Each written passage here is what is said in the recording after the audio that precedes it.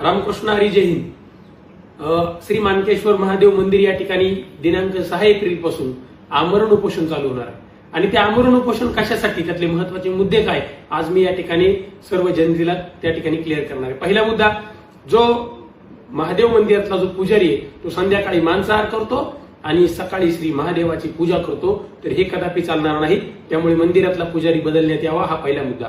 दुसरा मुद्दा, श्री मानकेश्वर महादेव मंदिर परिसरात प्रशासनानं आम्ही आमरण उपोषण केल्यानंतर नैवेद्य हा बंद करण्यात आला आणि जाणीवपूर्वक त्या ठिकाणचे काही लोक त्या मंदिर परिसरात मटणाचा नैवेद्य आणून श्री मानकेश्वर महादेवाची आणि देवीची विटंबना करतायत, ते तात्काळ थांबलं पाहिजे, हा दुसरा मुद्दा. तिसरा अतिशय महत्वाचा मुद्दा म्हणजे असा आहे की श्री सटवाई देवी जगदंबेचं मूर्तीच्या चेहऱ्यावरील व सर्व अंगावरील शेंदूर तात्काळ काढण्यात यावा. कारण की हजारो वर्ष जुनी असणारी ही मूर्ती ह्या गेल्या 60-70 वर्षामध्ये त्या मूर्तीला शेंदूर लावून मूर्ती सडवण्यात आली. त्यामुळे तात्काळ प्रशासनाने याची दखल घेऊन त्या मूर्तीवरचा शेंदूर काढण्यात यावा. चौथा मुद्दा, श्री मानकेश्वर महादेव मंदिर हे राज्य संरक्षित स्मारक आहे. ह्या राज्य संरक्षित स्मारकावरील अतिक्रमण तात्काळ हटवण्यात यावे, ही आमची त्यातली महत्वाची मागणी.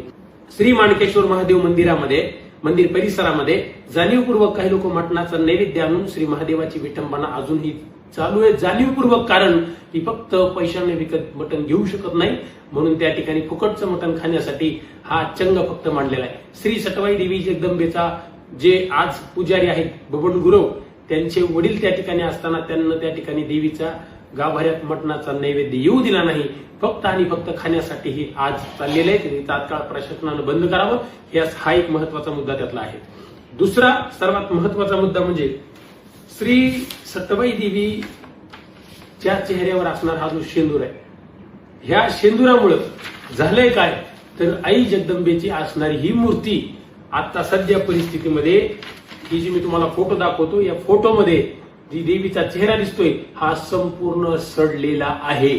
फक्त आणि फक्त पैशाचं अर्थकारण करण्यासाठी आई जगदंबेचा, आई सटवाईचा ह्यांना वापर केला आणि त्या ठिकाणी त्या शेंदुरामुळे आज त्या आई जगदंबेचा संपूर्ण चेहरा आणि अंग शेंदुरामुळे सडलेलं आहे. माझा समाजाला प्रश्न आहे, जर तुमच्या अंगावर एखादं छिद्र पडलं, तुमच्या अंगाला एखादी जखम झाली, तर तुम्ही दवाखान्यात जाता, लाख रुपये खर्च करता. आज ही देवीची मूर्ती आज संपूर्ण शेंदुरामुळे सडलेली आहे, हिला तुम्ही कोणत्या दवाखान्यात नेणार आहेत? माझा साधा सरळ प्रश्न आहे भाविकांनो. आपण देवावर श्रद्धा असावी, पण त्याच्यात अंधश्रद्धा नसावी. फक्त आणि फक्त अर्थकारण करण्यासाठी ह्या देवी देवतांचा वापर या ठिकाणी केला जातोय. माझी प्रामुख्याने मागणी राहणार आहे की ह्या सटवाई देवीचा शेंदूर काढून ही मूर्ती पुन्हा आपल्याला जर हजारो वर्ष जिवंत ठेवायची असेल, तर आज ह्या देवीच्या मूर्तीवरचा शेंदूर काढणं अतिशय गरजेचं आहे. कारण की ही मूर्ती जर मूळ स्वरूपात भाविकांना दर्शनाकरता खुली केली, तर येणाऱ्या पुढच्या अनेक पिढ्या, हजारो पिढ्या ह्या ठिकाणी त्या देवी, त्या आई सटवाईचं दर्शन घेणार आहेत. म्हणून या ठिकाणी देवीच्या मूर्तीवरील शेंदूर काढणं अतिशय गरजेचं आहे. आणि फक्त तुम्हाला एक गोष्ट जबाबदारीने सांगतो, 2022-23 दरम्यान मी प्रशासनाला तक्रार केली होती, पोलीस प्रशासनाला, तहसीलदारांना, कारण त्यावेळेस देवीचा शेंदूर पडला होता आणि त्या ठिकाणी प्रशासनानं त्या ठिकाणी ते प्रकरण दाबलं. आणि का दाबलं, तर ज्यावेळेस त्या देवीच्या मूर्तीवरचा शेंदूर पडला, त्यावेळेस त्या शेंदुराचा लेप पडल्यानंतर गावाला फसवण्यात आलं. गावाला सांगितलं आहे झोपली, आणि त्या ठिकाणी असणाऱ्या काही लोकांना लांबून जाऊन शेंदूर आणून देवीला रातोरात फक्त चोळत होते. देवीचा शेंदूर लावून फक्त चेहरा तयार करत होते. का? हे लोकांना फसवताय तुम्ही. आणि त्या देवीचा वापर फक्त आणि फक्त अर्थकारणासाठी तुम्ही करायला लागलाय. म्हणून या ठिकाणी देवीच्या मूळ मूर्तीचं स्वरूप हे सर्व जनतेला खुलं करून द्यावं लागेल. कारण की येणाऱ्या काळामध्ये हा अतिशय विघ्न संतोषी कार्यक्रम ह्यांना लावलाय. आणि ज्या ठिकाणी त्या मटणाच्या नैवेद्याचा प्रश्न असेल, त्या ठिकाणी पुजाराचा प्रसंग असेल, पुजारी हा आठवड्यातनं जे काय असेल ते खातो, मटण मांसाहार करतो आणि मांसाहार केल्यानंतर तशाच अवस्थेमध्ये सकाळी त्याची पूजा करतो. पोटातलं अन्न कदापि खाली जात नाही आणि आम्हाला ही गोष्ट कदापि मान्य नाही. भाविक म्हणून हा अतिशय चिरडीचा विषय. सर्वात महत्वाचा गौप्यस्फोट म्हणजे असा आहे, काल रात्री संध्याकाळी 8च्या दरम्यान एक महत्वाची मीटिंग षडयंत्राची संपन्न झाली बारवर. त्या मीटिंगमध्ये असं ठरलं की या मटणाचा नैवेद्य असेल, इतर काही मंदिराचे विषय जे घेतले असतील, ह्या आमरण उपोषणामध्ये उधळून लावण्यासाठी त्यांचा चंग मांडलेला आहे. आज आमची ही लढाई धर्म विरुद्ध अधर्माची आहे, सत्य विरुद्ध असत्याचे. आम्ही प्रामाणिकपणे लढतोय, लढणार आणि जिंकणार. कारण आशीर्वाद मला भगवान श्री मानकेश्वराचा आहे, आई सटवाई जगदंबेचा आहे. आज ह्यांचा फक्त अर्थकारणाचा बाजार उडणार आहे, म्हणून आज ह्यांना थरका फुटलेला आहे आणि भीती वाटायला लागले.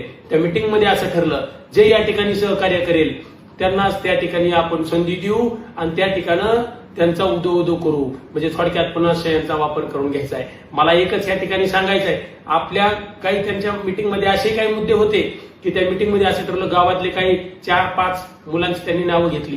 त्या नावामध्ये असं त्यांनी सांगितलं की आपण ह्यांना पुढे करू या उपोषणाच्या दरम्यान. पण मला एक सांगायचे, बाबा माझ्या समोर मी चुकीचं करत असेल तर नक्की या, पण मी चुकीचं काही करत नसेल तर तुम्हाला सुद्धा पुढे येण्याचा अधिकार नाही. कारण आम्ही सत्य मांडतोय जगासमोर. कारण आज ह्यांचं पितळ उघडं पडणार आहे, म्हणून आज ह्यांना थरकाप सुटलाय, भीती सुटलेली आहे. आणि त्या मिटिंगमध्ये अनेक विषय होते. काय काय विषय होते, आमच्याबद्दल षडयंत्र रचलं, सगळं केलं. अहो तुमच्याच मिटिंग मधली लोक कुठली, तुमची मिटिंग ज्यावेळेस संपन्न झाली, 2-3 दुकानदार गेल्यानंतर परत तुमची अजून एक मिटिंग झाली, त्यातले सुद्धा विषय आम्हाला काल रात्रीच कळाले. सांगायचं तात्पर्य की तुमचीच तुमच्यासोबत नाही. कारण आज भगवंतानं ठरवलंय की तुम्ही मांडलेला असत्याचा बाजार उठवायचा आहे. म्हणूनच आज आम्ही पूर्ण ताकदीशी लढतोय. आज माझं भाविकांना एक सांगणं असेल की मी जे काही विषय मांडले ते अतिशय सत्य आहेत, वास्तविक आहेत. का गावानं कधी त्यांना प्रश्न विचारला नाही. आजपर्यंत त्या देवीच्या नावावर अनेक लोक जगली, नको तितके पैसे कमवले. मला ह्या ठिकाणी एक प्रश्न सांगायचा आहे, आवर्जून मांडायचा आहे की ज्यावेळेस आई सटवायचा प्रश्न येतो त्यावेळेस का लोकांनी कधी उठाव घेतला नाही, का त्यांना कधी त्यांनी केलेल्या चुकीच्या कृत्याची जाणीव करून दिली नाही. आज मी एक जबाबदारीने एक विषय बोलतो. तो विषय म्हणजे असा आहे, आपण ज्या गावात राहतो त्या गावात राहिल्यानंतर आपण त्याच्या उपकाराला जाणीव त्याची ठेवली पाहिजे. आज मी असेल, तुम्ही असाल, आज ह्या गावाचं नाव मानकेश्वर आहे. त्या भगवान श्री मानकेश्वराच्या नगरीत आपण राहतोय. आपण भाडे तत्वावर विकत घेतलेली माणसं आहेत, आपण उपरी आहेत. आपण सगळेजण, माझ्या सहित आपण सगळे उपरी आहेत, कारण आपण त्याच्या नगरीत राहतोय आणि त्याच्या आशीर्वादानं राहतोय. पण आज ज्यावेळेस तो देव स्वतः त्या अडचणीत असताना आज त्या देवालाच मदत करायला जर कोणी नसेल तर मला वाटतं ही भली मोठी शोकांतिका या समाजाची की त्यांना देवच कळाला नाही. ज्याच्या नगरीत आपण राहतोय त्याच्या उपकाराची जाणीव आपल्याला नाही, म्हणून त्या आज देवाला खितपत पडावं लागलंय.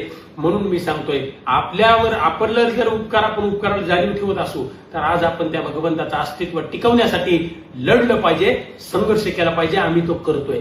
आणि येणाऱ्या काळामध्ये आमच्यावर भले मोठे आघात होतील, आम्हाला मारहाण होईल, आम्हाला शिव्या गाळ्या दिल्या जातील, आमच्यावर नको ते आरोप केले जातील, पण तरी सुद्धा आम्ही मागे हटणार नाही.